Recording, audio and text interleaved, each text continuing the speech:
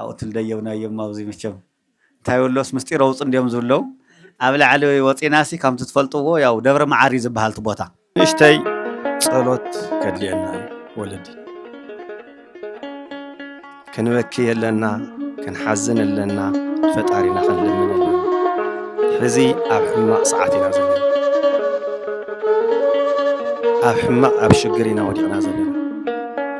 ብዙሕ ሰብ ኣብ ጥሜት እዩ ዝኒአ ብዙሕ ሰብ ኣብ ዕርቃን እዩ ዝኒአ ሰሪሕና ዘቐመጥናዮ ንሕማቕ ግዜ ኢልና ዘቐመጥናዮ ባንኪ እኳ ኣብ ዘይነውፀሉ ደረጃ ኢና በፂሕና ዝኒአና ታራ ባንኪ 1,000-2,000 ንክተውፅእ ዓብዪ ሰልፊ ኢና ሒዝና ዝኒአና ሕዚ ኣብዚ ሰሙን እዚ ከዓ 3 ቦታና 3 ዞባታት ቦታና ካብ ትግራይ ተነፂሉ ምዕራብ ትግራይ ናይ ሰሜን ምዕራብ ትግራይ ድማ ጸለምቲ ደቡብ ትግራይ እዚኣቶም ብምሉኦም እዚኣቶም ካብ ትግራይ ምምሕዳር ወፂኦም ንኻሊእ ኣብ ዝኾነሉ ደረጃ ኢና በፂሕና ዘለና እዚ ከዓ ሰላም የምፅእ ኣባለ ክርስቶስ ማለት እኮ ኣባል ናይ ክርስቶስ ኣባል ናይ ክርስቶስ ኣካል ማለት እኮ ብኻሊእ ባህላ ኩላትና እውን ክርስቶሳውያን ናይ ክርስቶስ ኣባል ኢና ናይ ቤተ ክርስቲያን ኣባል ናይ ክርስቶስ ኣካል ኢና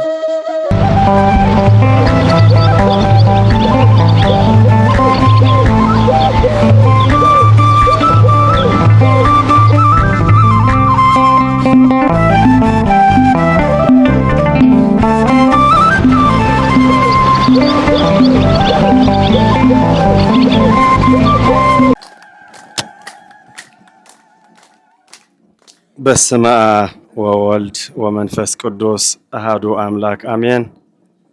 ብፁዕ አቦና አቡነ አረጋዊ ናይ መንበረ ሰላማ ኦርቶዶክስ ተዋህዶ ቤተክርስቲያን ትግራይ ቅዱስ ሲኖዶስ ዋና ጸሓፊ ናይ ካናዳ ሃገረ ስብከት ሊቀ ጳጳስ ብፁዕ አቡነ ናትናኤል ናይ ምዕራብ ትግራይ ሑመራ ሃገረ ስብከት ሊቀ ጳጳስ ናይ ቅዱስ ሲኖዶስ ኦርቶዶክስ ተዋህዶ ቤተክርስቲያን ትግራይ አባል ክቡር መምህር አፈወርቂ ኪዳነ ኣብ ማእኸላይ ዞባ ኣኽሱም ሃገረ ስብከት ናይ ናዕደር ወረዳ ቤተ ክህነት ስራሕ መካየዲ ክቡር ቀሲስ መምህር ተክለ ሃይማኖት ክቡር መምህር ዘርአ ዳዊት ሊቃውንተ ቤተ እግዚአብሔር ምእመናን ወምእመናት ኩልኹም ድሓን ሓዲራትኩም ድሓን ዲኻትኩም ድሓን ደቐኒኻትኩም አሜን ናይ እግዚአብሔር ሽም ንዘለዓለም ዝተመስገነ ይኹን። ያው ብታሪክ ዝቦታ እዙይ ብመምህር ዘርአ ዳዊት ካብ መጀመርያ ናይ ሎሚ 10 ዓመት ይኸውን ብባነር እንዳገበሩ ኣብቲ ቤተ ክርስቲያን ከባቢና ዳፅየን እንዳፋለጡ ፍቆደ ገዳም እንዳኸዱ እንዳፋለጡ ኣብዚ ደረጃ እዙይ በፂሑ ያው ኣብዚ ቦታ እዙይ ኣብዚ 2 መዓልቲ እዙይ እንተዘይመፃኻ ይርአይዎ እንደምፅኦ እንዶ ኢሎምኒ መምህር ዘርአ ዳዊት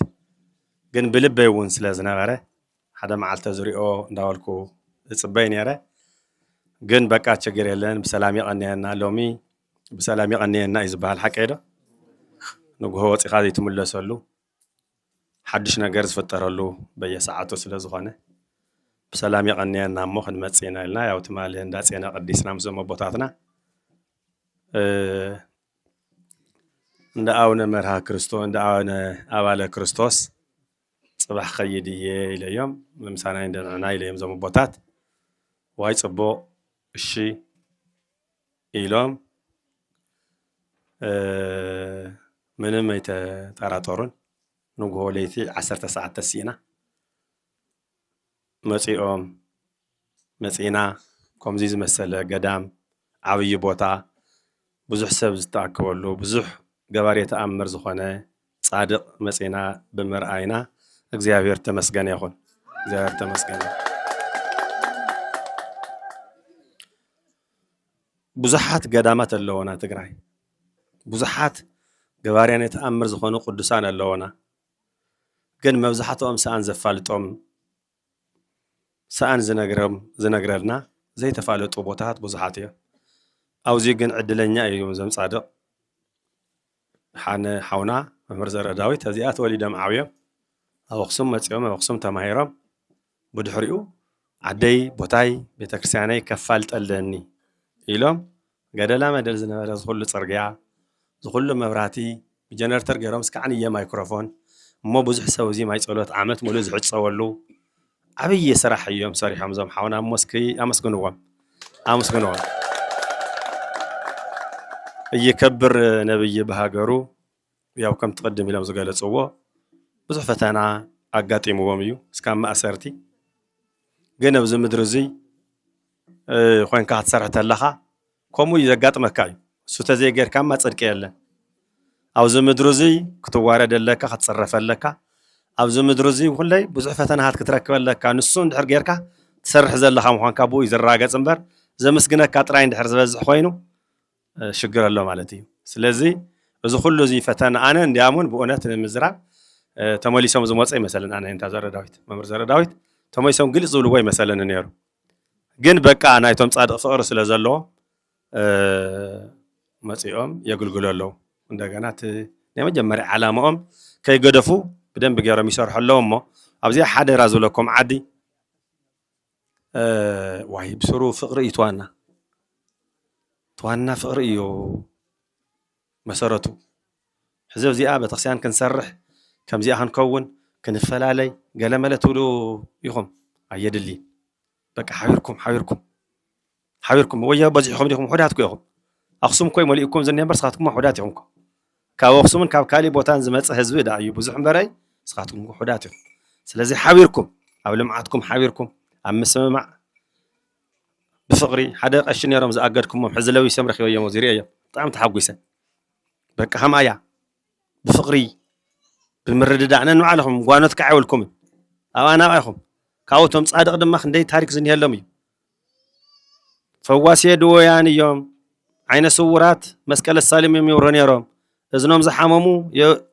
ኣካለ ስንኩላን የሕዩ ነይሮም እዚ ውዳሴ እዚ ከይኮነኒ ኢሎም ካብቲ ፅቡቅ ቦታ እንዳፅላት ኣክሱም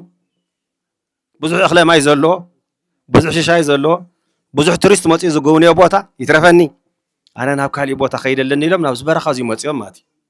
ናብዚ በረኻ እዚ በቃ ቦይኖም ኮ እዮም ሕዚ እኳ በዚሕና ኢና ናይ ሎሚ 1000 ዓመት ሕሰብዎ ክንደይ ሰብ ነይሩ እዩ እዚ እዩ ብዙሕ ሰብ ኣይነበረ ናይ ሎሚ 1000 ዓመትስ ብዙሕ ሰብ ኣይነበረ ሕዚ እውን ብዙሕ ሰብ የለን ቅድሚ 1000 ደኣ ብዙሕ ሰብ ኣይነበረ ናብ ሰብ ዘይብሉ መፅኦም ንክብሪ ኣይኮነን የድልይዎም ኣብዚ ዘመን እዚ ክብሪ ንደሊ ስልጣን ንደሊ ሽሙና እኳ ፕሮፖርሊ ተዘይተፀዊዑ ንጉሂ ንሓርቕ ሽሙና ተተዘሊልና ንሓርቕ እንናደድ ሰባት ንክብርና ንነብር ሰባት ኣብ ዝበዝሕሉ ዘመን ኣቦና ኣባለ ክርስቶስ ከም ተሰምዓናዮ ውዳሴ እኮ እንተይደሊን ተረኣየን ኣይደሊን ናይ ዘለኣለም ህይወት መንግስተ ሰማያት ዘውርስ ስራሕ እየ ክሰርሕ ዘለኒ እግዚኣብሔር ኣምላክ ትክክለኛ ቦታይ ዝኾነ ብዓተይ ፍጠረለ ኢሎም ኣብ ከምዚ ዝመሰለ ቦታ መፂኦም ንዓና ከዓ ይፍውስና ኣለዉ ብዙሕ ሰብ ማይ ፀሎት ይሕፀብ ኣሎ ዝሓመመ ዝዓወረ ካንሰር ዝሓዞ ኤችኣይቪ ዝሓዞ ብዙሕ ሰብ እዚ እንዳመፀ ይሓውይ ይድሕነ ኣሎ እግዚኣብሔር ተመስገነ ይኹን ስለዚ ሎማዓንቲ ኩለይ ኣቦታትና ናይ ዘመኑ ኣቦታትና ድማ ናይ ሕዚ ኣቦታትና ናይቶም ወለድና ያው ብፁዕ ኣቡነ ናትናኤል ናይ ኣቡነ ኣባለ ክርስቶስ ናይ ኣብ ሃገር እግዚኣብሔር ቅድስቲ ትግራይ ዘለዉ ቅዱሳን ሓደ ዓብይ መፅሓፍ ፅሒፎም ሓደ ታፍቶም ተፃሓፉ ቅዱሳን ሓደ ኣባለ ክርስቶስ ኣብ መፅሓፎም ኣካይቶሞ እዮም ኣባታችን ኣቡነ ናትናኤል እግዚኣብሔር ተመስገነ ይኹን ስለዚ መፂኦም ከዓ ክርኢ የለኒ ናብቲ ቦታ ኢሎም ምንም ኣይበሉን ያው ስዋይ እዮ ክትፈልጥዎ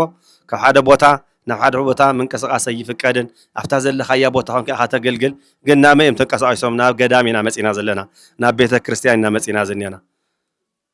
ኣንቶ መምህር ዘረ ዳዊት ኣብዚ ቦታ እዚኦ ቦታትና መፂኦም ደኺሙና ከይበሉ እዚ ዝውፅኢት እዚ ዝተረኸበ ናይ ኣቦት ናይ ትግራይ ኣቦታትና ሸምና ስለ ዘቐመጥና ኢና እምበረኢ ሓደ ሊቀ ጳጳስ እዩ ነይሩ ብፁዕ ኣቡነ ዮሃንስ ሊቀ ጳጳስ ዘኣክሱም ወዘኩለን ኣድያማት ትግራይ ተባሂሎም ኣብ መቐለ ጥራይ በይኖም ካብኡ ሆሳዕና ይመፁ ህዳር ፅዮን ይመፁ ካብዚ ወፃ ጳጳስ ዘይንሪአሉ ደረጃ ኢና ነርና ዳሕራይ ድማ ናብ ዞዋታት ብፁዕ ወቅዱስ ኣቡነ ጳውሎስ ድማ ብዙዋታት ገይሮሙልና ኣብዚ እውን እስካብ ገጠር ወሪዳቶም ይሰርሑ ነይሮም ሕዚ ግን መፅኦም ዝኒአው ቦታትና ግን እስካብ ገጠር እስካብ ታሕቲ ወሪዶም ይርኡና ኣለዉ ይጉንዩና ኣለዉ ናይዞም ቦታት እዚኣቶም መስቀል ምስላም ዓብይ ፀጋ እዩ ሳቶም እዮም ታወት ዝባርኹ ሳቶም እዮም ክህነት ዝህቡ ሳቶም እዮም ዲቁና ዝህቡ ሳቶም እዮም ምንኩስና ዝህቡ ሳቶም እዩ ስልጣን ናቶም እዮም እሞ ብእውነት ነዞም ኣቦታት እዚኣቶም ኣመስግኑልና ክንደይ ላዕልን ታሕትን ዝበሉ እዮም ደጊምኩም ኣመስግንዎም ካብኡ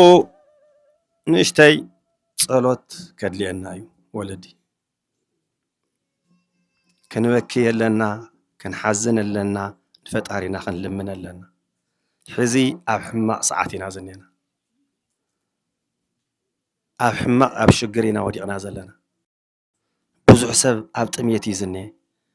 ብዙሕ ሰብ ኣብ ዕርቃን እዩ ዝኔ ሰሪሕና ዘቐመጥናዮ ንሕማቕ ግዜ ኢልና ዘቐመጥናዮ ባንኪ እኳ ኣብ ዘይነውፀሉ ደረጃ ኢና በፂሕና ዝኔና ታራ ባንኪ 1,000-2,000 ንክተውፅእ ዓብዪ ሰልፊ ኢና ሒዝና ዝኔና ሕዚ ኣብዚ ሰሙን እዚ ከዓ ሰለስተ ዞባታት ቦታና ካብ ትግራይ ተነፂሉ ምዕራብ ትግራይ ናይ ሰሜን ምዕራብ ትግራይ ድማ ጸለምቲ ደቡብ ትግራይ እዚኣቶም ብምሉኦም እዚኣቶም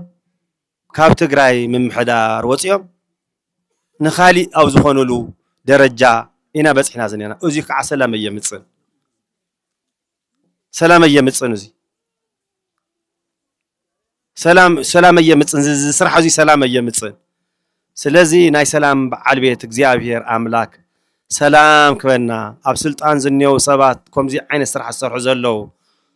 እግዚኣብሔር ልቦና ከብርህሎም ኣእምሮኦም ከብርህሎም ታይና ንኸውን ዘለና ኢሎም ክሓስቡ ጸሎት የድልየና እዩ ብኽያት የድልየና እዩ ንሱ እንተዘይጌርና ናብ ሕማቕ ኢና ክንኣቱ ናብ ሽግር ኢና ክንኣቱ ቅድሚ ናብቲ ሽግር ምእታውና ግን እግዚኣብሔር ርህሩህ እዩ እግዚኣብሔር ከቑርረልና እዩ እሞ ኩላትና ካብ ብልቢ ብፍቕሪ ብሓድነት ብስምምዕነት ክንልምን እዩ ዝግበአና መሓረና ጎይታይ ንህፃናት ክትብል ንመናእሰይ ክትብል መሓረና ክትብሉ ኣለኩም ወለዲ ወወሊድኩም ናብ መከራ ክወድቁ የብሎምን ተመሊስና ካሊእ ዳግም ሽግር ክንርኢ የብልናን እዚ ከዓ እግዚኣብሔር ብሓንቲ ሰከንድ ከቑርሮ ዝኽእል እዩ እሞ ናብ ፈጣሪኹም ናብ ንብፁዕ ኣቡነ ኣባለ ክርስቶስ ጠይቅኩም ስለ ዓዲ ሰላም ክንትልምኑ እዩ ዝግባእ ክንበኪ እዩ ዝግባእ ንናይ ግልና ጸሎት ኣይኮንናን ክንመጽእ ዘለና ናብዚ ናይ ግልና ንጥይቆ ጥያቄ ንጠይቕ ግን ድማ ስለ ዓዲ ድማ ክንጽልእ እዩ ዝግበአና ካብ ህዳር ፄን ንነዘ ኣይደቀስናን ህዳር ፄን ሰብ ደኾን ይመፀና ኣይ ጦርነት ክጅመር እዩ ሕሊፋቶም እመቤታችን ተቐቢልናዮ ቅዱስ ገብርኤል ተሓሳስ ከምኡ ስግኣት ነይሩ እንደገና ብኣሞታት ድማ ሪኢኹም ኢኹም ኣየር ተቋሪፁ ኩሉ ነገር ብለይቲ ብመኪና ብዘይትኸደሉ ሰዓት በፂሕና ነርና እግዚኣብሔር ከዓ ቁርር ኣቢልዎ ሕዚ ከዓ ካሊእ ኣጀንዳ ተፈጢሩ እኒሄ ናይ መሬት ጉዳይ ማለት እዩ ስለዚ ናብ ዘይኮነ ነገር ከይንወድቕ ምእንቲ እግዚኣብሔር ኣቁርሮ እግዚኣብሔር መሓረና ነዚ ህዝቢ እዚ ዝኸውን ቁኑዕ መራሒ ፍጠረልና ነዚ ህዝቢ እዚ ዝኸውን ሕረስ ሓረስታይ ንገድ ነጋዳይ ቀሸ ዲያቆን እውን ቤተክርስትያን ካገልግል ተምሃራይ እውን ትምህርትኻ ተምሃር ዝብል ስርዓት መንግስቲ ይፍጠረልና ያኽለኩም ይበለና እግዚአብሔር ያኽለኩም ይበለና ካብ ስደት ካብ ጥሜት ካብ ችግር ካብ ከርተተት ካብ ዳግም ኩናት እግዚአብሔር ይሰውረና ስለዚ ከዓ ክንጽልይ እዩ ዝግበአና ስለዚ ከዓ ንእግዚአብሔርና ክንልምን እዩ ዝግበአና ኣይ ኢልና ክንነግሮ እዩ ዝግበአና ሕዚ ንስዕስዐሉ ሕዚ ንድንሰሉ ሕዚ ንስሕቀሉ ዘመን ኣይኮንናን ዝኔና ክንበኪ እዩ ዝግበአና ኣብ ወፃእ ዝተመረቱ ምህርትታት ናይ መዳፍዕ ቁምቡላታት ይእከቡ እዮም ዘለዉ ሰብ ንምጥፋእ መሬት ንምጥፋእ ዓዲ ንምጥፋእ እዩ ስለዚ እግዚአብሔር ይቁረልና ኢልና ንለመኑ እግዚአብሔር ይቁረልና እሞ ናይ ኣቦታትና ዕድል እውን ከየብል ምእንቲ ብፁዕ ኣቡነ ናትናኤል ነዚ ዕለት እዚ ኣመልኪቶም ክባርኹና ቡራቺ ክህቡና ቃለ ምእዳን ክህቡና በትሕትና ጥይቕ ይቕንየለይ በስመ አብ ወወልድ ወመንፈስ ቅዱስ አሃዱ አምላክ ብፁዕ አቦና አባ አረጋዊ ክቡር ነውረእድ ጎደፋ መርሃ ክቡራን ሊቃውንተ ቤተ ክርስቲያን አየንተ እግዚአብሔር ካህናት ላይካነ ምስጢር ዲያቆናት بدم كريستوس تقدسكم مؤمنات أبوتات الديتات حواتحات كم أون هسانات بهي أوزيا بهرسم دحان حديراتكم آمين لولا بحري أملاخنا أوزيا بهر كمزي أوزناي بركة بوتا ناي قدسنا بوتا ناي بحتونا بوتا تاريخاو بوتا تاريخاو قدام ترخيبنا سم እግዚአብሔር ጸውዕና ተማሂርና እግዚአብሔር ይመስገን ይልና ከነመስግን ዝፈቀደልና አምላክ ዝተባረኸን ዝተቀደሰን ይኹን በሐቂ ተትምህርቲ ተማሂርና ኢና ያው መጺና ስኡልና ዶ ክንከይድ ትዝራአና ይኹን ነገር ከንመስክር ኢልና እምበር ብፍላይ ሊቁ መምህር ዘርአ ዳዊት ብዝገርም መልክዕ بزردنا قانقا بدن بمس هيوتنا بمزماد نايتم صادقن قدوس نبو كابلدتهم جميرو هيوت تاريخ توسن تزخنا بمفلاي اميرمنا زميربلناون زميرم طرحت كنزمرون غيرمنا يوم بقزم بتغرنيام بخلتي لسان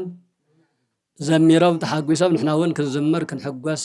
كنا مسجن غيرمنا قال هيوت يسمع لنا بحقي كم وين كبر نورد بتعمي ناي زمننا سيف ذاك اليافو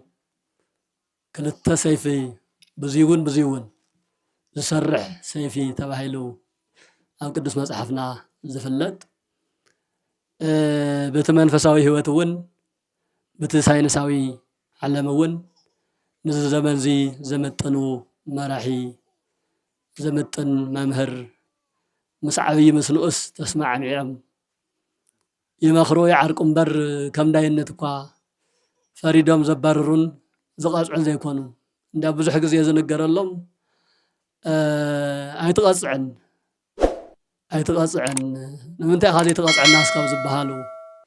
በትዕግስቲ ዝመርሑ ሓውና ነቦና ነየሞ ንሰሙን ብዙሕ መልእኽቲ ተሕሊፎም ኣለና ትዘሎ ነገር ዘሎ ኩነታት ብደንቢ መሰረት ገይሮም ብፍላይ ደሞ ሕዚ ኣብዚ ሰዓት እዚ ዘለናሉ ፀበባን ከበባን ብጸሎትን ብጾምን ብጸሎትን እምበር ብኻሊእ ክኸውን ስለ ዘይኽእል ኣጥቢቕና ክንጽሊ ክንምህለል ንስሓ ክንኣቱ ቅኑዕ መራሒ ክፈጥረልና ብትርቱ አንደበቶም መኺሮምና ነምሂሮምና ለውን እምውን ቃል ህይወት ይስምዓልና ዕድመን ጥዕናን ይዓድለልና ብፁዕ ኣቦና ኣቡነ ኣረጋዊ በእውነት ናይ ትዕግስቲ ኣቦ ናይ ፍቕሪ ኣቦ ናይ ክብሪ ኣቦ ንዕና ኣብዚ ንኽተልካዮም እሺ እምበርን ብዘይፈልጡ ሕዚ እኳ ስበሉ እንዶ ንስኹም ተበልናስ የለም ንስኻትኩም ዳኣበሉ ኢሎም ንኣና ኣሕሊፎም ሂቦምና ኣሎም ንኹላቶም ክብርን ሞገስን ይዓድለልና ክቡራን ምእመናን ንስኻትኩም እውን ብሓቂ ከምዚ ዓይነት በረኻ ከምዚ ዓይነት ገዳም ከመይ ጌርኩም ኣሊስኩም ከም ዝረኸብኩምዎ ብሓቂ ካብ ከተማ ካብ ዝተደላደለ ህይወት ካብ ዝተመቻቸወ ኣከባቢ ከምዚ ዓይነት ገዳም ኣሎ ከምዚ ዓይነት ጻድቕ ኣሎ ከምዚ ዓይነት ክብሪ ኣሎ ክንከይድ ደኣ ክንባረኽ ደኣ ክንቅደስ ደኣ ተባሪኽና ክንመጽእ ኢልኩም ናብ ጋና 40-50 ኪሎ ሜትር ክኸውን ይመቸም ዝመጸናዮ ኣብ ታሪኽ ዝረኣናዮ እኳ ናብ 30 ኪሎ ሜትር ገለ ዝብል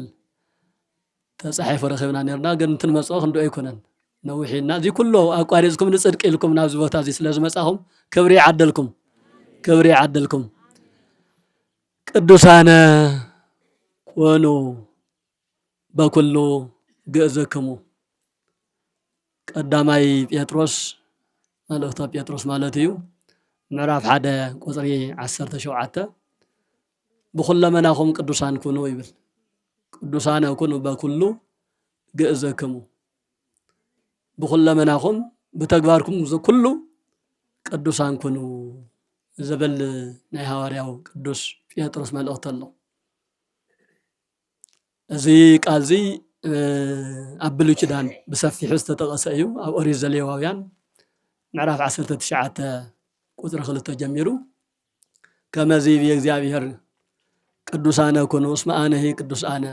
እግዚአብሔር ከምዚ ይብል አነ አምላኩም ቅዱስ የሞ ንስኻትኩምውን ከማይ ቅዱሳን ኮኑ ናይ ቅድስና ባህርየ ተኻፈልቱ ኮኑ አነ ክቡር አምላኩም የሞ ክብረይ ውረሱ አነ አምላኩም ንጹህ የሞ ናተይ ንጽህና ተኸቲልኩም ኪዱ ናይ ባህሪ አምላክ ተኻፈልቱ ኮኑ መዋርስ ርስተ ይኩኑ ኢሉ በነቢያት በሊቀ ነቢያት ሙሴ ሓዲሩ ክጽሓፍ ክንገር ዝገበሮ እግዚአብሔር በዘመነ ሐዋርያት እውን ካፍቶም ሐዋርያት ሓደ ሊቀ ሐዋርያት ቅዱስ ጴጥሮስ ዛቃል ዚኣ ተቀይሱ እንታይ ግን ወሲኹላ በኩሉ ግእዝክሙ በከመ ይቤ መጽሐፍ ቅዱሳነ ኮኑ እስመ አነ ቅዱስ አነ ይብል እሞ አንትሙኒ ቅዱሳነ ኩኑ በኩሉ ግእዝክሙ ብኩለ መናኹም ቅዱሳን ኮኑ ቅዱስ ማለት ካብ ኃጢአት ዝተፈለየ ማለት እዩ ካብ ግብሪ ዓመፅ ካብ ስርቂ ካብ ዝሙት ካብ ስጋዊ ካብ ሰይጣናዊ ስራሕ ዝተፈለየ ሁሉ ቅዱስ እዩ ዝበሃል ሰብ እንተ ዘይሰሪቁ እንተ ዘይዓሚፁ እንተ ዘይታሊሉ ዝሙት ተዘይፈፂሙ ቅዱስ እዩ ጻድቕ እዩ ንጹህ እዩ ጻድቕ ቅዱስ ዝበሃል ስም ርሑቅ ጌርና ኢና ንሪኦ ንሕና ኣብ ቀረባ እዩ ክርስቲያን ማለት በዓሉ ቅዱስና ማለት እዩ ክርስቲያን ብክርስትና ዝተፈለየ ካብ ኣማንያን ብእምነት ተፈልዩ ናብ እግዚአብሔር ዝመጸ ተኮይኑ ቅዱሳን ተባሂሉ እዩ ዝጽዋዕ ቅዱስ ተባሂሉ እዩ ዝጽዋዕ ጻድቕ ማለት ሓቀኛ ማለት እዩ ሰብ ብሓቂ ዝነብር እንድሕር ኮይኑ ሓሪሱ ሓረስታይ ተኮይኑ ሓሪሱ እንደፋሪሱ እዛ ዝረኸባ በስመ አብ ኢሉ ፈጣሪኡ መስጊኑ ተመጊቡ ዝነብር ተኮይኑ ቅዱስ እዩ ነጋዳይ ተኮይኑ እውን ብስርዓት ካብ ሕጊ ወፃኢ ተይኮነስ በአግባቡ ሸይጡ ለዊጡ አትሪፉ እንተ ታለለን እንተ ሸወደን እንተ ዓመፀን ነጊዱ ዝነብር ተኮይኑ ንሱ በዓሉ ቅዱስ እዩ ሰሪሕካ መብላዕ ቅድስና እዩ ማለት እዩ ስለዚ ቅዱሳን ማለት ጻድቃን ማለት በጣዕሚ ካባና ዝተፈለዩ ርሑቅ ዓዲ ዘለው ከይመስለና እሕና በዓሉ ብትክርስትና ህይወት ተተጓዒዝና ጻድቃን ኢና ብታን ንኽእላ ነገር ስብ እግዚአብሔር ፀዊዕና ከም ፍቃድካ ውዕለኒ ከም ፍቃድካ ሕድረኒ ካብ ፍቃድካ ይተውፀኒ ኢልና ብታን ንኽእላ ጸሊና ብታን ንኽእላ ሻፍታ ዓቕምና ጾይምና ኣብ ሰዓት ቁርባን ቆሪብና በአግባቡ ነበር ተኮይና ጻድቃን ማለት ከም እዩ እና ቅዱስ ጴጥሮስ ቅዱሳነ ኩኑ በኩሉ ግእዝክሙ በኩሉ መናኹም ቅዱሳን ኩኑ ማለት በነጋገራኹም ኃጢአት አይትናገሩ አይትጻረፉ በተሐሳስባኹም ሰብ ዝጠፍአሉ ሰብ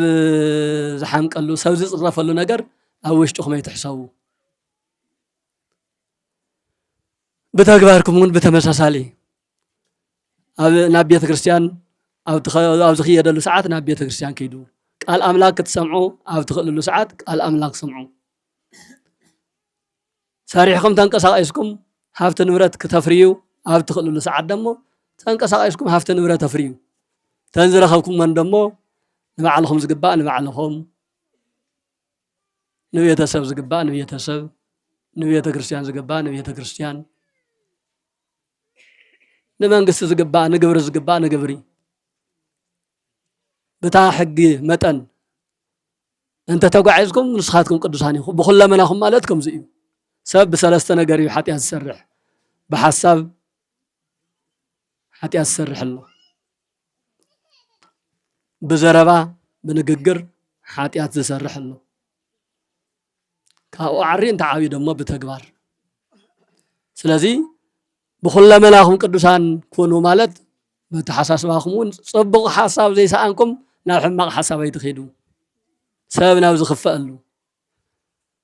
ናምቲ ዓበየት ተግባር ተይኮነ ተሓሳብ እዩ ኣብቲ ሓሳብ እዩ ተዋና ጽንሰ ሓሳብ ሰብ ክብድል እየ ኢሉ እንድሕር ሓሲቡ ናይ ገለ ንብረት ክወስድ እየ እንድሕር ኢሉ ሓሲቡ ናይ ማቱ ሰበይትን ተተመንዩ ናይ ማታ ሰብኣይን ተተመንያ أو يزي مرزلو تحديات ناي بعلو زي ودس ناي سب ولا مبال تجميرو محساب تجميرو إذا حسب كاي نجر نمفصام بزح دسق ما يكونن سلازي كنت نقص قبأنا أم مجمريا أو حسابنا مالتي أو حسابنا كاب حساب قصيل دما أم نقرناون سبز خف قالو سبز يملو نقر كي يخون ما تنقق يدلي صبو زروانتي تسأنا عد مالك عنا تسعرف زنبر كله عد مالك عايد دان نو هندلا نو زع مزع نبعلو زي يتقم نخالي ون زغد سلازي صبو مزراب قدسنا اي مالتي እና በዚህ መልኩ እዮም ቶም ቅዱሳት መጻሕፍት በሁለመናኹም ናይ ቅድስና ተግባር እናፈጸምኩም ንባሩ ዘብለና ሕዚ ቅዱስ እንትንብል በዘመን ደረጃ በወቅት ደረጃ ዘለና የሳምንት ቅድስት ተባሂል እዩ ዝጽዋዕ ዓብይ ጾም ዲና ጀሚርና ዘለና ለሐለፈ ሰሙን ዘወረደ ወይ ጾመ ህርቃል ዘወረደ ዝብል ሓደ ሱባኤ ፈጺምና ናብቲ ካልኣይ ሱባኤ ቅድስት ናብ ዝብል ስያሜ ባጽሕና ኣለና ሕዚ ምስኡ ተተሓዘ ቅዱስ ክባሃል ዝኽእል ከመይ ዝበለ እዩ እንተልና ሰለስተ ነገር ክነልዕል ንኽእል ኢና ሓደ ቅዱሳን ሰባት ቅዱሳን ዝኾኑ ደቂ አዳም ሰባት እዮም ግን ሰባት ጥራሕ ተይኮኑስ ቅድስና ዘለዎም ሰባት ኣብነት ከም ብፁዕ አቦና አቡነ አባለ ክርስቶስ ከምቲ ዝተነገረና ካብ ልደቱ ጀሚሩ ከማና ሰብ እዩ ወደ አቃሪዮስ ወደ ታውክልያ ዝበሃል ሰብ ካባና ግን እንታይ ይፈልዮ ካብ ኃጢአት ነፃ እዩ ገና ካብ ትውልድ ካብ ህፃንነቱ ጀሚሩ ኣብ መንገዲ እግዚአብሔር እምበር ካብ እግዚአብሔር መንገዲ ወፃኢ ከይዱ አይፈልጥን በሐሳቡ ቅዱስ ነይሩ በቃላቱ በነጋገሩ ቅዱስ ነይሩ በተግባራዊ ስራሕቱን ቅዱስ ነይሩ ስለዚህ ከምዚኦም ዓይነት ቅዱሳት ሰባት አለው ማለት እዩ እቲ ካልኣይ ቅዱስ ቦታ አለው ዝተቀደሰ ቦታ ዝተቀደሰ ዝተኸለለ ናይ ባዕሉ ቃል ኪዳን ዘለዎ ንሱ እውን ከም ዝሕዝ ዘለናሉ ገዳም ማለት እዩ ያው ኣብ ካልእ ኮይንካ ኣቀዲሙ ዝፈልጥ ሰብ ስለ ዝፈለጦ እዩ መሪሕ ሕምፂና እምበር እዚስ ቤተ ክርስቲያን ይህልዎ ኢልካ እኮ ኣይትግምትን ማይ ይህልዎ ኢልካ እውን ኣይትግምትን ምናልባት ኣብዛ ኣካባቢ ዛ ማይ ጸሎት ስለ ዝንያ ዘን እጽዋት ወፅየን ነው እምበር ልዕል ኢልካስ እንዲያውም ደሙ ዝወድእ ርየት ዝመስል ምድረ ትግራይ መብዛሕትኡ ካብ መጀመርያ ጀሚሩ ናይ ሰም መበቆል እውን ስለ ዝኾነ ሓመዱ እናተቸርሸረ እጽዋቱ እናተቆረጸ ኣብ ምብራስ ከባቢ ዘሎ እዩ መብዛሕትኡ ላዕላይ ውፅእ እንተልካ እውን ከምኡ እዩ እናረኣናዮ ዝመጻና ኣብዚ ምስ ፈጻና ግን ብዝገርም መልክዕ ይኸው ለምለም እንታይ ስለ ዝኾነ ዝተቀደሰ ቦታ መን ቀዲስዎ እግዚአብሔር ብጻድቁ በአቡነ አባለ ክርስቶስ አቢሉ ማለት እዩ ከምቲ ዝተነገረና ተቃል ኪዳን መምህር ዘራ ዳዊትና መሃሩና ከም ጸንሑ ካብ አክሱም ካብ ሙላደ ቅዱስ ያሬድ መንበረ ጽላት ቅዱስ አክሱም ሰው ሲኢኖ ይኮነና ውዚ መጽ ይጻድቅ ክብር ሲኢኖ ይኮነና ውዚ መጽ ይጻድቅ አኡ ዘኽብርዎ አቦ ዝብልዎ ዝሰግድሉ መን ከማኻ ዝብልዎ ሰብ ምስ በዝሕ እዩ በይነይ ደኣ ኸይድ በይነይ ዝነብረላ ማለት ምስ እግዚአብሔር ዝነብረላ ማለት እዩ ሰብ ዘየመስግነኒ ሰብ ዝኾነ ነገር ብጸሎት ይኹን ብኻሊእ ከዓንቅፈኒ ናብ ዘይኽእል ምስ እግዚአብሔር ጥራሕ ከወግዕ ናብ ዝተፈለየ ቦታ ናብ ዝተቀደሰ ቦታ ኸይድ ወሰደኒ ኢሉ ለሚኑ ይኸው ናብዚ ቅዱስ ቦታ እዚ ተፈቂድሉ መጽ ማለት እዩ ልዕሊ 200 ዓመት ድማ ኣብዚ ቦታ እዚ በይነኻ ምናምን ማለት ከመይ ዓይነት ቅድስና ምዃኑ ምርዳእ ይከኣል እዩ ኣይኮነን 200 ዓመት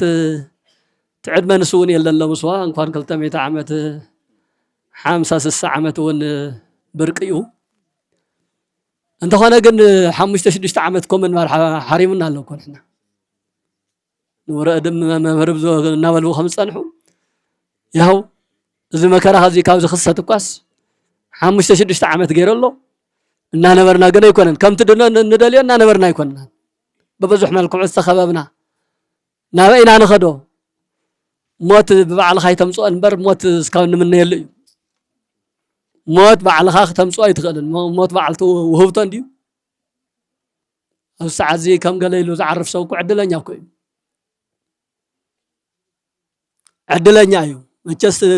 ሰብ እንትመውት ምብካይ ስለ ዝተለመደ ዋየ ሓፍተየ ቦየ ገለመለ ይበሃል እምበር ኣብዚ ሰዓት እዚ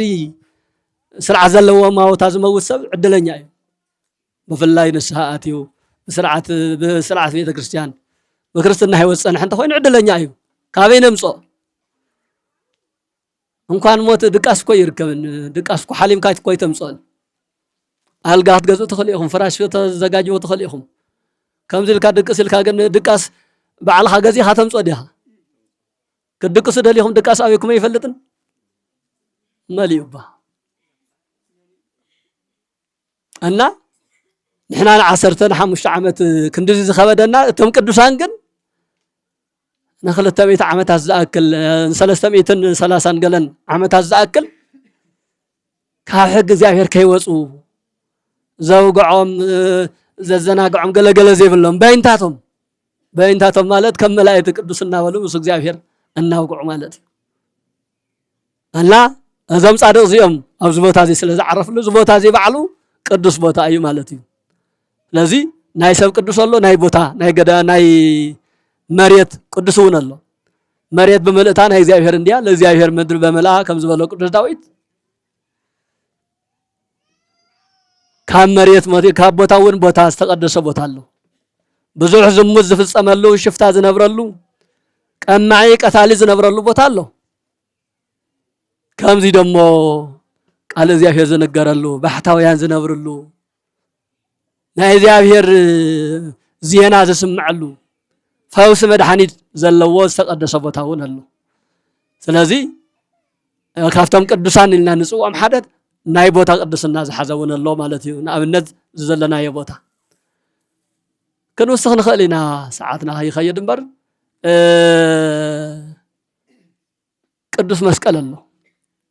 እዚ መስቀል እዚ ተፈጥሮ ካብ ዕንጨይቲ እዩ እንዲያው ዝላዕላይ ኣካባቢ ታያምቱልና ኣለኩም ኣቡነ ኣረጋዊ ከርመድ ዝበሃል መብዛሕትኡ ግዜ ዋልድባ ከባቢ እዩ ዝርከብ ንመስቀል ዝተፈላለዩ ንዋየ ቅዱሳት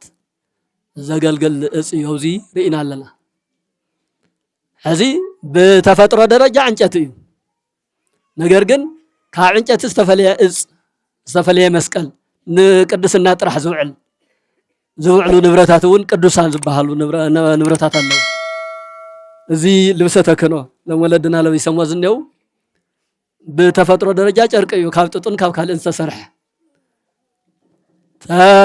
ናብ ቤተ ክርስቲያን ምስ መፀ ጸሎተ ብራክየ ምስ ተገበረሉ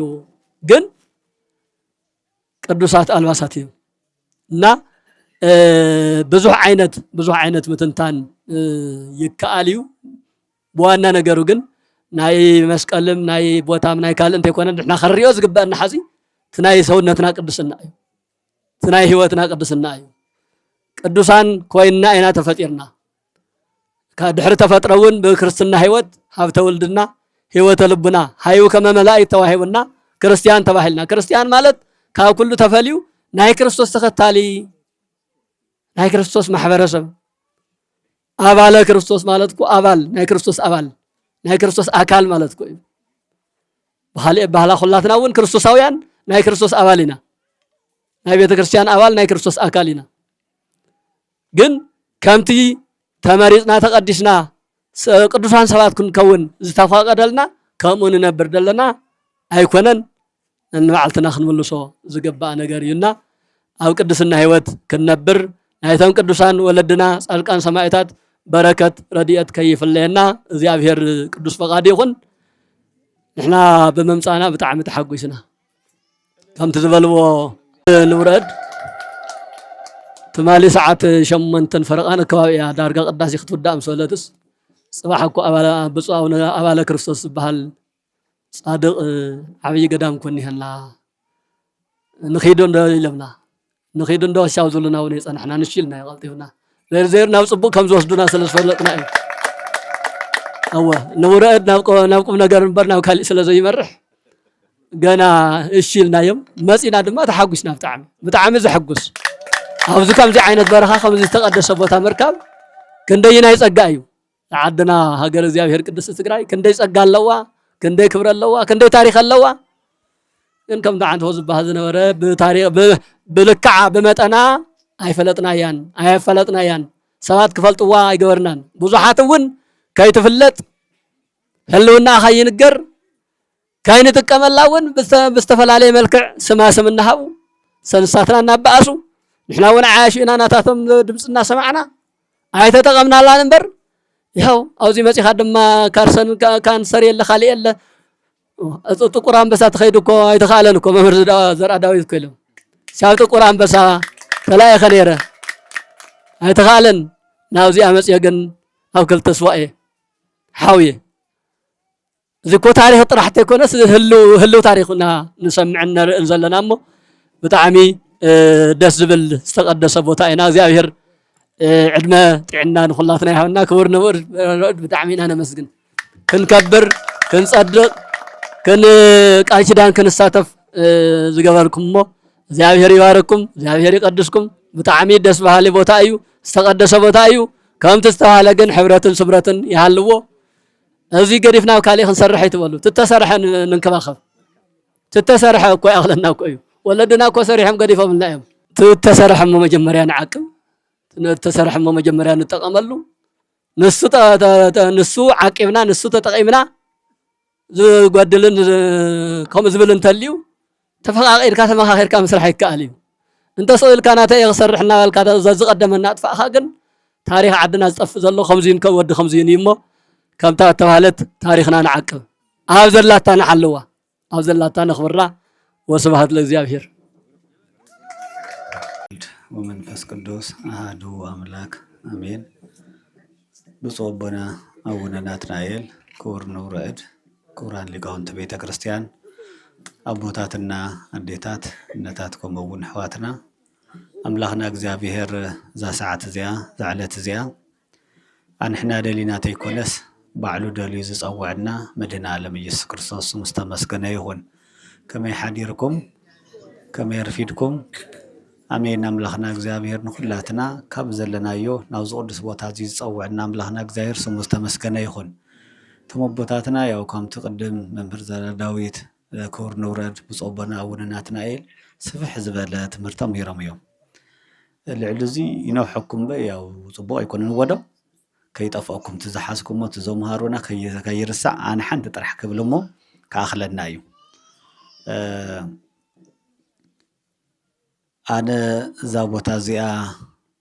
محدري تكتخون مريض أيالهم كفتا قدست كتما ناي كل محدري زخونت ناي عالم مكحيت زخونت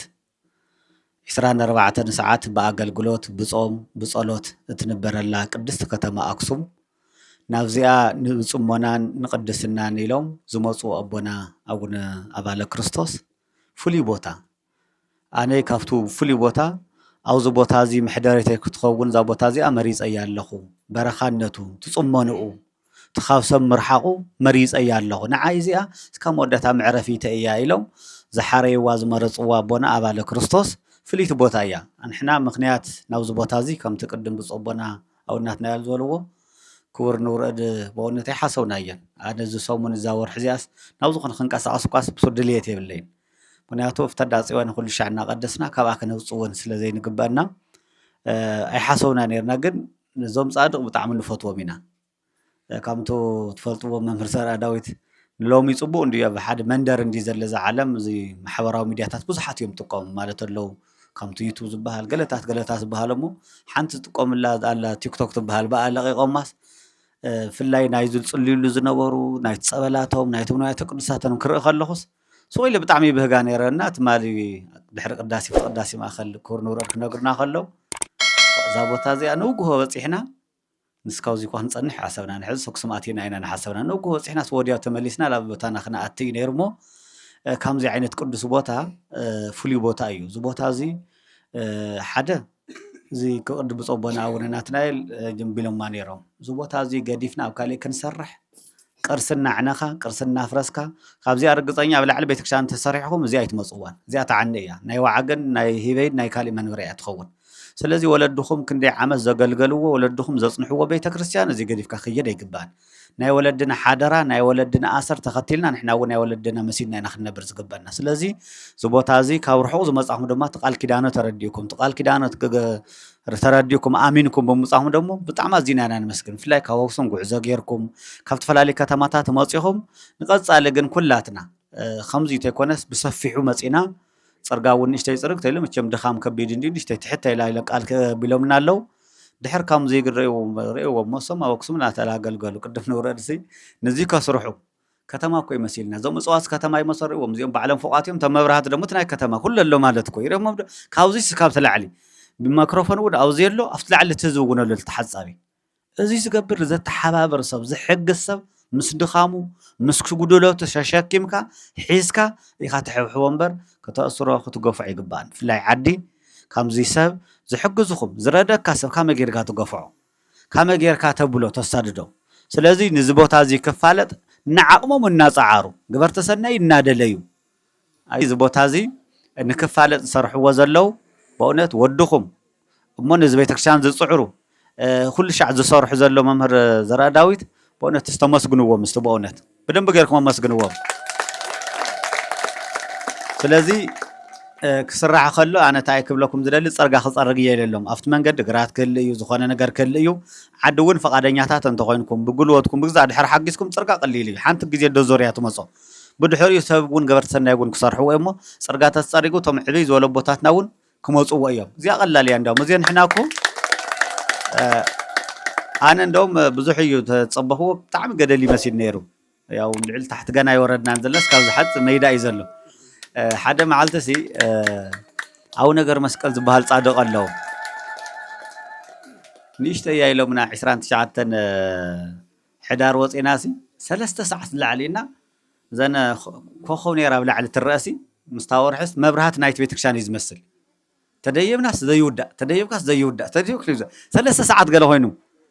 ካብ ማእኸል ከፍ ኢለ ኣነ ሰም ወፂኦም ማእኸል ከፍ ኢልና እቲ ቤተክርስትያን ላብ ሰማይ ዲል ወፅለስ الناس زياس نيشتنيا مالتي لدكم نجار يكونن سلازي نحنا بمصانا بتعم حجوساتنا نقصالون دعينا مصومنا تحت حازه زي خوين مچمنا افتخالي غزي فصلي لزنورو تطويلهم صلي لزنورو سرحو وزنورو تامرات كترنا يقدسان كاوزي زعبي بركته كيلن كاوزي زاكل قدسنا كيلن لاوزي بوتا ممصا እንኳን መኪና ተቆርቦ ዝኸይ ኮነን በእግር እውን ኢየሩሳሌም እኮ ቦታትና ኸይደም ሲዕሞም እዮም ዝመጹ ካብ ተፈላለየ ዓለም እኮ ላፍታ ቅድስትነና አክሱም ጽዮን እኮ በእግር እዮም ዝመጻን ይረደታ ቦታና በእግር እዮም ዝመጹ ነይሮም ሕዝማ ንሕና ድኹማ ስለ ዝኾና ንሕና ጠንካራታ ስለ ዘይኮና በመንፈስ እውን በስጋ እውን ደኺምና ስለ ዘለና እምበር በእግር እኮ ቦታትና ጉዕዞ ዝመጹ ነይሮም ስለዚ ላውዙ ቦታ እዚ እውን ቅዱስ ቦታ ስለ ዝኾና ናይቶም ጻድቅ ቦና በረከት ክረክብ ተኾይና ኩላትና ኢና ከነፋልጥ ዝግበና ንቀጻል እውን አንሕና እውን ካም ገለና أو قلنا كوينا زد اللي نجار كنحجز أفتبع عدوون كور نورد يا خم تفلتوا بصوبنا ونمكاريو سكت مالك نقول خلوكم بصوبنا بنا ونمكاريو سون نجيرهم يوم زخون لا بزخون بوتها تقتل لها نايكفلو لك أباس بحال زواس لا زخون نايزوا لك أباس يوم كور نورد ون سرح مكايديو بصوبنا دويل نجيرهم أي كن خدينا لهم واي صبوا زم دك أي خدم بار أنا كو هم تفلتوا مستعبيت زلوا لو زكور ده يخلقن سخاتهم كيدكم مالت أنا إلهم ناموس بدهم بجيركم مسكنوهم ምክንያቱ ብጾበና ወደ መቃሬሱ ተዘይፈቀደ ንሕና ወነይ ንመጽ ምክንያቱ ኩሉን እናይ ዋዕሉ ክፍሉ ሊቀ ጳጳስ ወን ስለዘለዎ ዝቦታ እዚ ግን ፈቲናዮ መሪጽናዮ ደስ ይልና ይዘለሞ በኻሊእ ግዜ ግን ተሐሳስ ገብርኤርሲ ላብ ካልኢኹም ተኸዱ ኢሎምና ትንኸደውን እዚ ሃማ ቆያ እንደውም መይዳ አስፋልት መኪናታት ወይ ንዓና በረከ ዝኾነና ዝእዩ ቃል ከናተይ ንኽደልን ካፍታና ተሐሳስ ካፍታና የካቲ ትበልጽ ያተልኩም ማታ በዓል ግን ንገብራን ኸይና ዝኾነ ይትረፍ ምክንያቱስ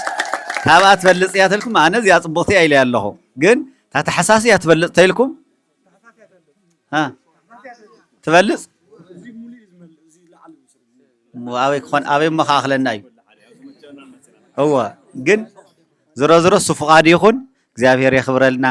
ንግደተ ኢየሩሳሌም ይግበረልና ንሃገርና ሰላም ፍቅሪ ይግበረልና ብጣዕሚ ኣዝና ኢና ነመስግን የኽብረለይ እግረ መጎስ መስቀል ሃብተ ረድኤት ወትረ ይረሃቅም ነምነ ኩሉ እግዚኦ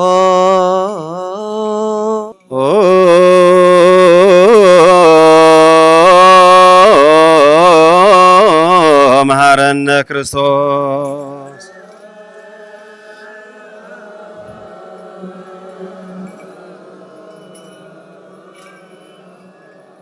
እግዚኦ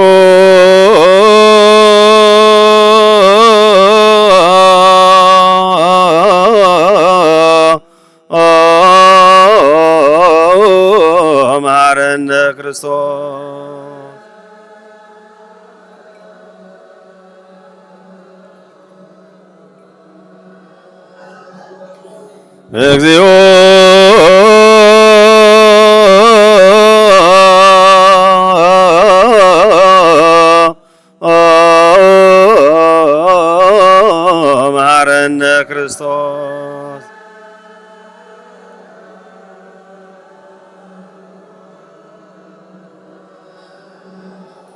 እግዚኦ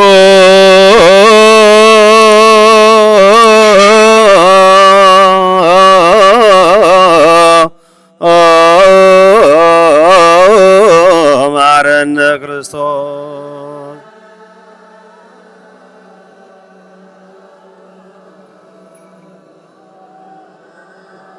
እግዚኦ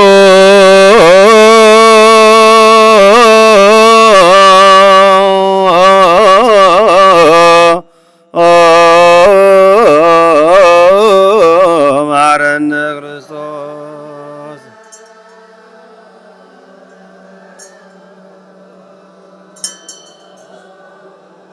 እግዚኦ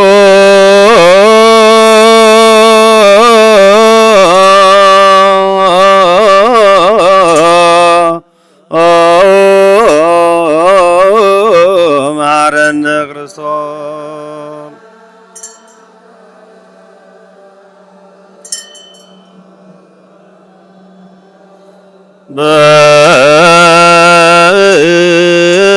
በእንተ ማርያም መሐረነ ክርስቶስ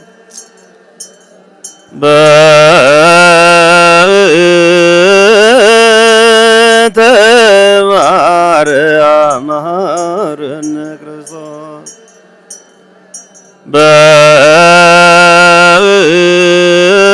በእንተ ማርያም መሐረነ ክርስቶስ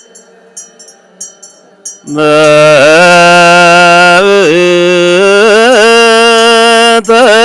ማርያም መሐረነ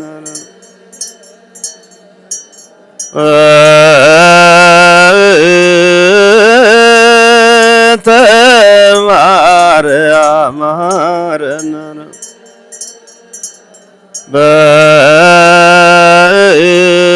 በእንተ ማርያም መሐረነ እንተ ማርያም መሐረነ ክርስቶስ አሊለነ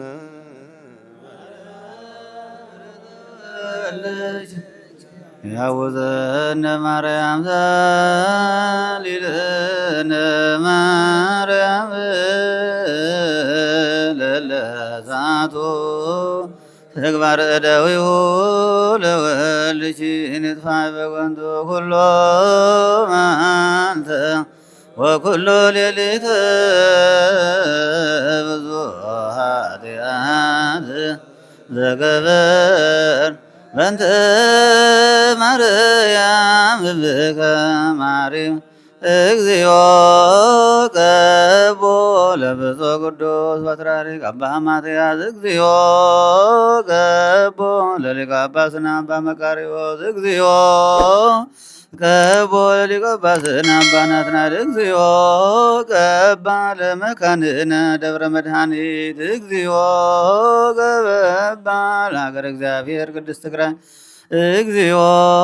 ድነነ ዋድነነ መከራ ስጋ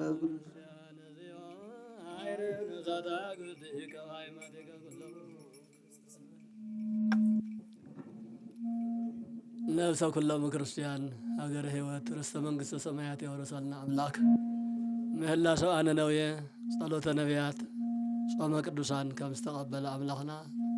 ምህላና ጾምና ጸሎትና ንግደትና ኩሉ ንግደተ ኢየሩሳሌም ገይሩ ይቀበለልና ሰላም ለይቲ ከም ዘሕደረ ሰላም መዓልቲ ያዕለልና ካብ እንፈርሖ መከራ ደውየ ጥምየት ስደት ኩናት ኩሉ ይሰውረና ሓያላን ዝሁራን የስተዓግሰልና ሓያላን ዝሁራን የስተዓግሰልና መራሕትና ናብ ህይወት ናብ ሰናይ ሓሳብ ይመልሰልና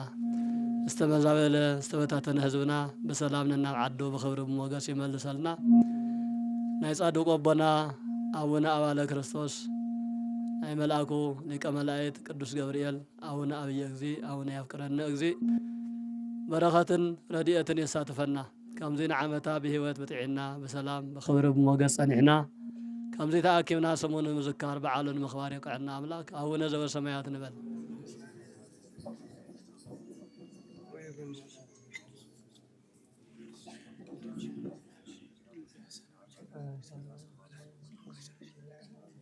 ቱሃነ ወንጹሃነ ይረስየኒ ወይረስይክሙ ከመ ንኩን ድልዋነ ለመንግሥተ ሰማያት እግዚኦ መሐረነ ክርስቶስ ንበል 12 ጊዜ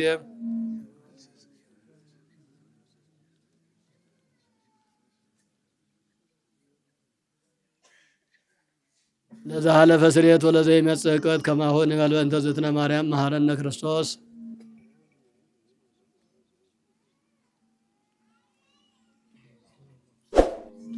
ኦ ኢየሱስ ክርስቶስ ሰራይ ኃጢአት ወደምሳሴ አበሳ ስራይ ኃጢአቴ ወኃጢአተ ኩለ